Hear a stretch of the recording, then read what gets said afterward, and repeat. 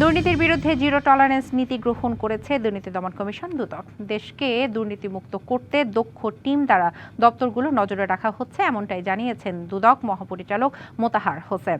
দুপুরে রংপুর নগরীর সালেমা বালিকা উচ্চ বিদ্যালয়ের সততার স্টোর উদ্বোধন শেষে তিনি বলেন, দুর্নীতি নির্মূল না করলে দেশ সমৃদ্ধ হবে না। তাই দুর্নীতির বিরুদ্ধে সকল শ্রেণী পেশার মানুষের মধ্যে গণসচেতনতা এবং সোচ্চার ভূমিকা প্রয়োজন।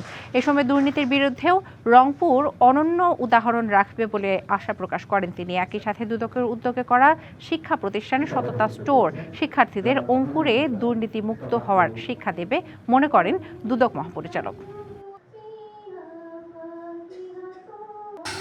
নতুন বাংলাদেশকে আমরা এগিয়ে নিতে গেলে আমাদের প্রথমত দুর্নীতিমুক্ত হতে হবে।